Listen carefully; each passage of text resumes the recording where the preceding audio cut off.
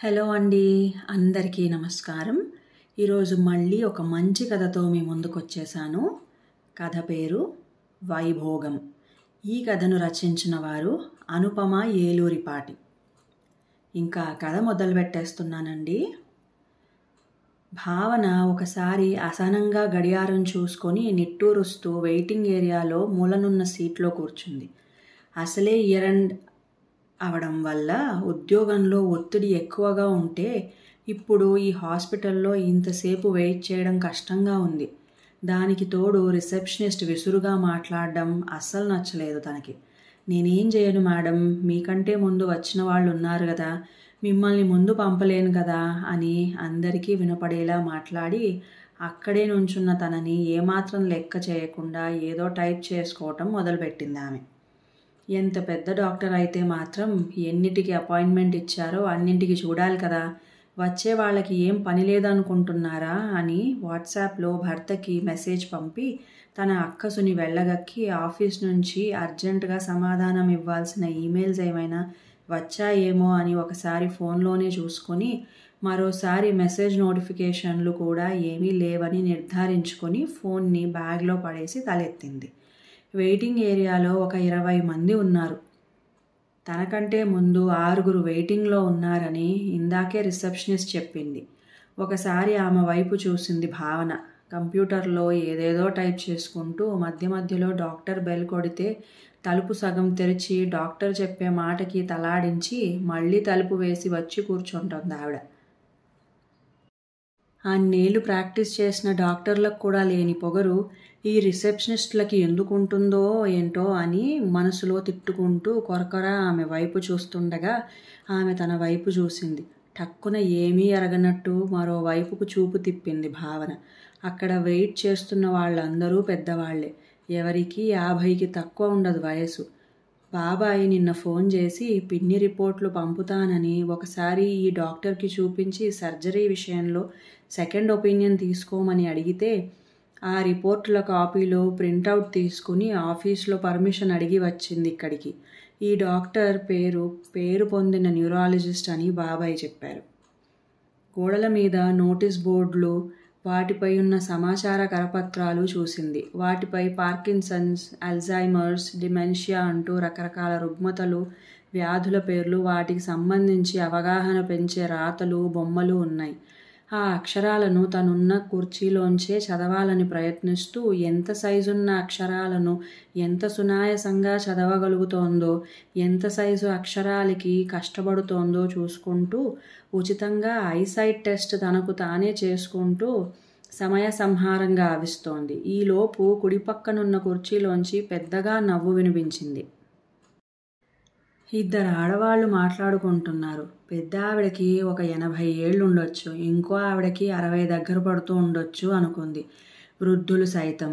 ఉన్న చోటుని, సందర్భాన్ని, పక్కవారిని మరిచి ఫోన్లకి అతుక్కుపోతున్న ఈ రోజుల్లో ఫోన్ వాడకాన్ని కుదిరినంత తగ్గించాలని ఈ మధ్య నిర్ణయించుకుంది భావన.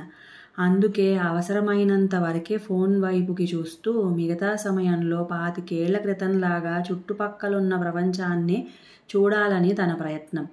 ఫోన్ ఎక్కువగా వాడటం వల్ల కలిగే అనర్థాల గురించి ఆ మధ్య ఫోన్లోనే ఫార్వర్డ్ అయి వచ్చిన ఒక మెసేజ్ చదివాక తను ఈ నిర్ణయం తీసుకుంది. ఒకసారి హాల్లోని మిగిలిన అందరినీ పరికించి చూసింది. రిసెప్షనిస్ట్ ఎప్పటిలాగే చాలా పని ఉన్నట్లు ఏదేదో టైప్ చేస్తోంది.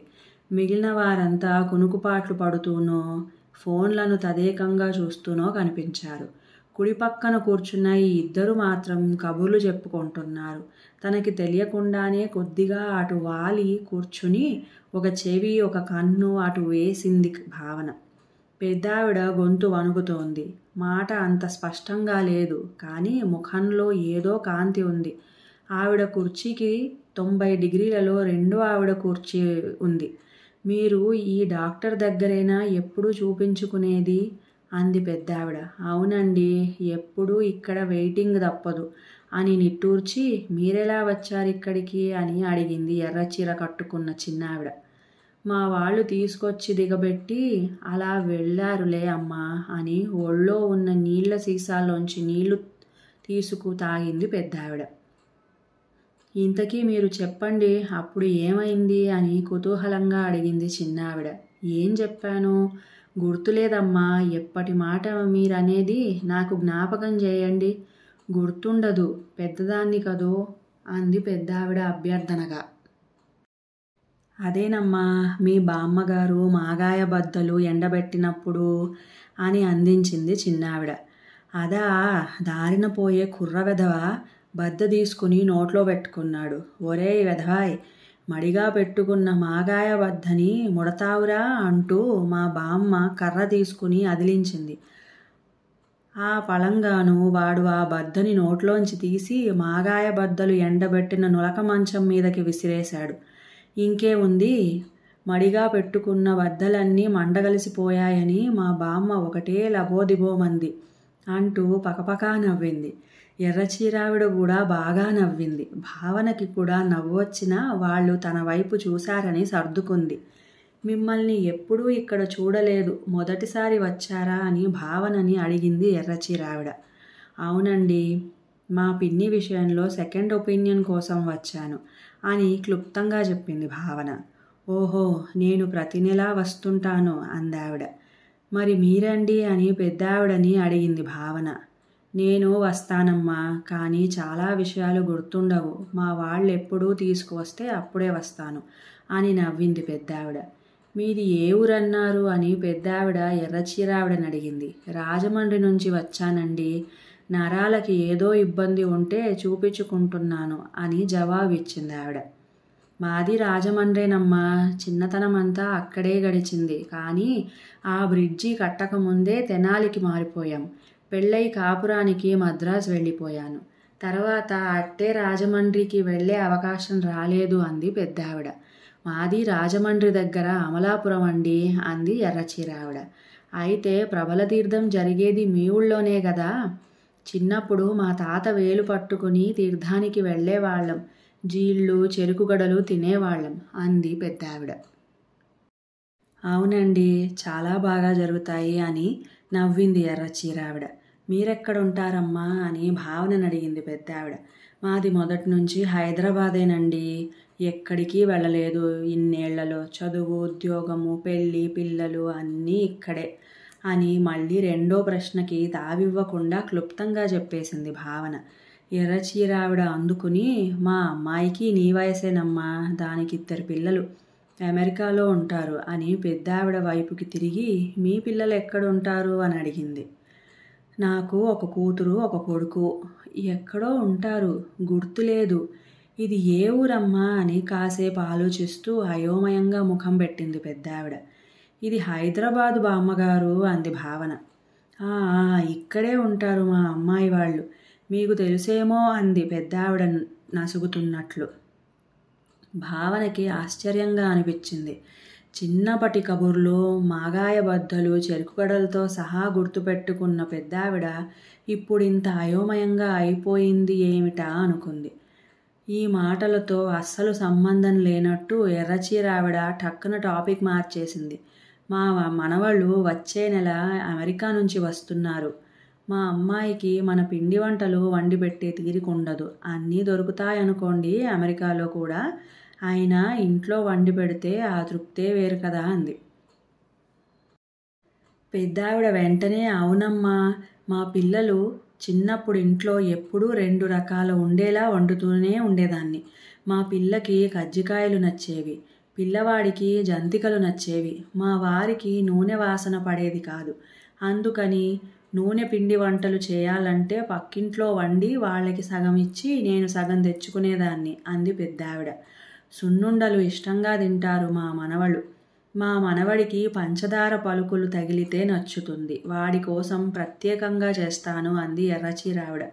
పలుకులు తగిలేలా కాస్త పంచదార వేసిన బెల్లం పాకంతో సున్నుండలు చేయండమ్మా, వంటికి బోలెడు బలం, ఎదిగే పిల్లలు కదూ అంది పెద్దావిడ. మిక్సీలో పంచదార ఆడించి కలిపేయటం అలవాటై పాకం చేయటమే మానేశాం ఈ మధ్య.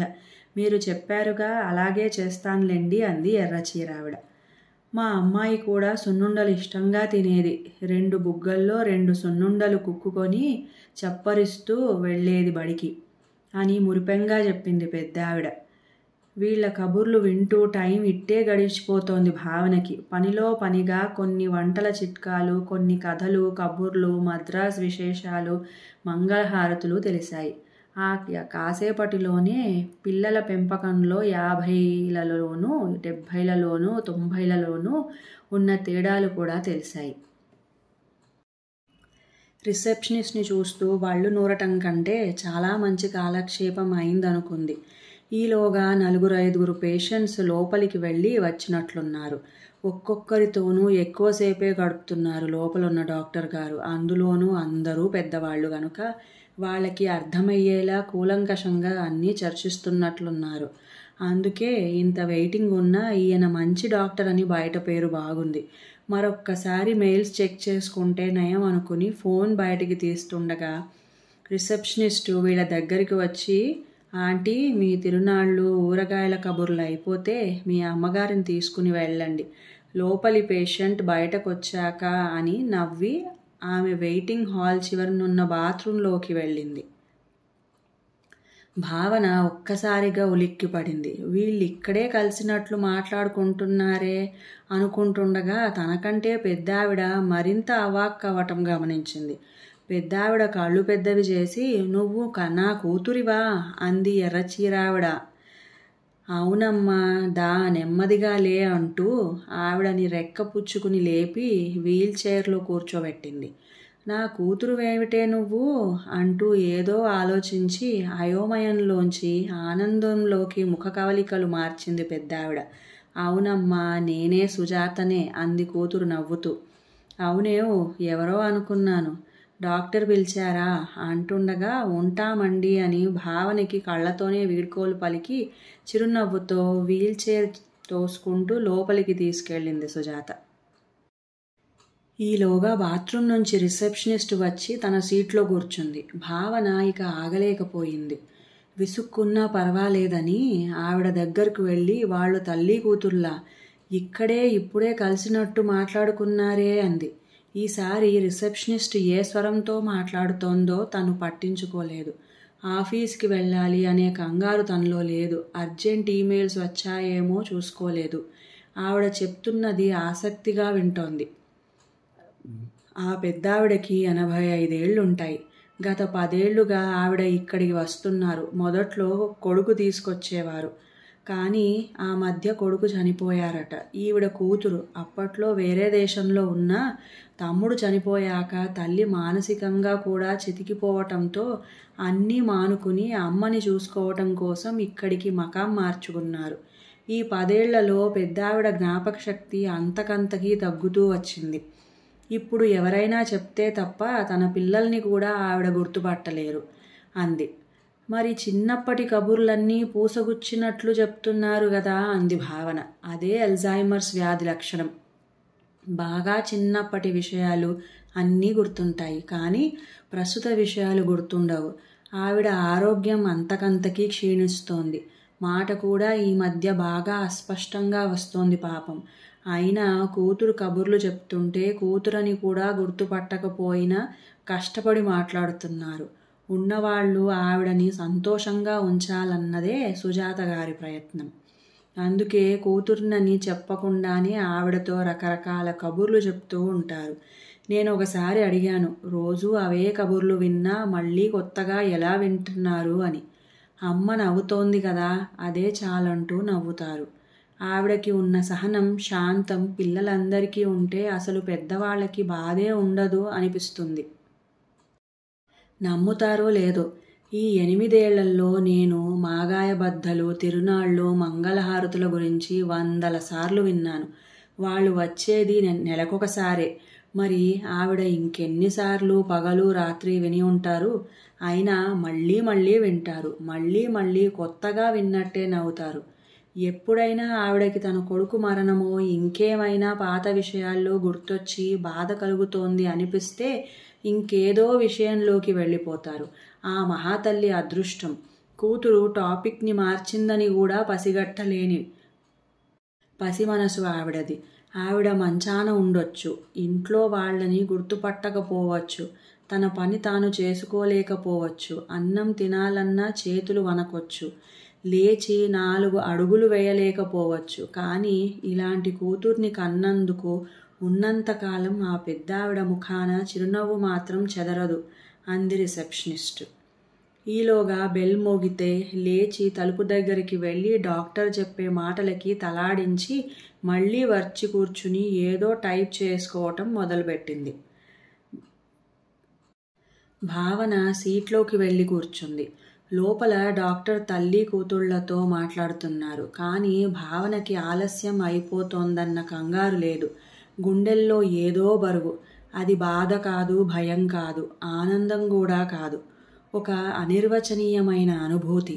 ఆ తల్లి కూతుళ్ల మధ్య జరిగిన సంభాషణ, ఆ పెద్దావిడ కబుర్లు వింటూ ఇంకా ఇంకా అడుగుతూ తలాడిస్తున్న కూతురు, ఆ పెద్దావిడ ముద్ద మాటల మధ్య బోలెడు జీవిత సారం, ఆవిడ బోసినవ్వు, ఇవన్నీ తన కళ్ళలోనే ఆడుతున్నాయి.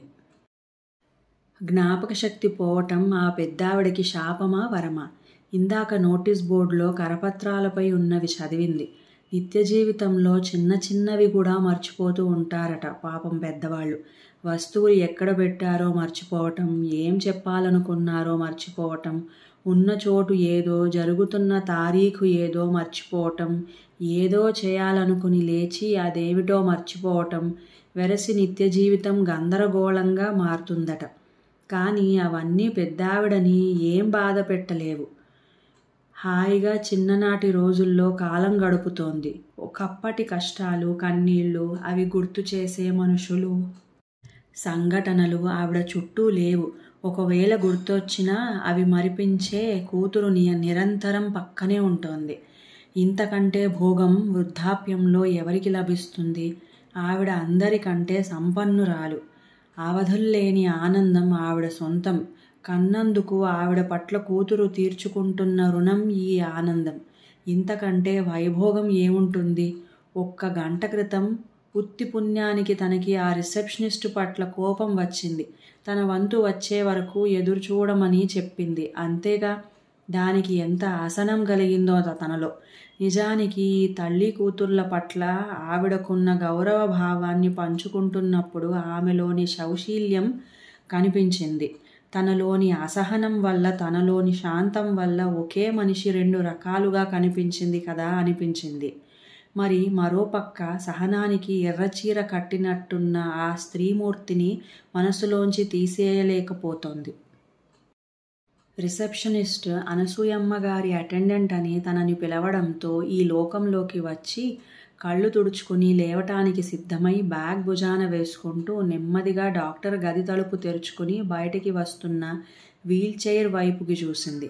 2వ బాల్యంలోని ఆనందాన్ని ఆస్వాదిస్తూ కేరింతలు కొడుతున్న ఆ తల్లి నిర్మలమైన నవ్వు ముఖాన్ని చూడటానికో, తల్లిని పసిపాపగా లాలిస్తూ అందులోనే తన ఆనందాన్ని వెతుక్కుంటున్న ఆ కూతురి నిష్కల్మషమైన ప్రేమపూరిత వదనాన్ని చూడటానికో వాళ్ళని అభినందిస్తూ హాయిగా వీడ్కోలు పలుకుదామనో తెలియదు గాని మనసంతా నిండిన అమితమైన ఆత్మీయతతో ఎదురు చూస్తూ డాక్టర్ గది వైపు అడుగులు వేసింది భావన. ఇంకా కథ సమాప్తం. మీ అందరికీ ఈ కథ నచ్చినట్లయితే ప్లీజ్ లైక్ చేయండి, మంచి కామెంట్ పెట్టండి, షేర్ చేయండి, అలాగే సబ్స్క్రైబ్ చేసుకోండి. అంతవరకు సెలవు.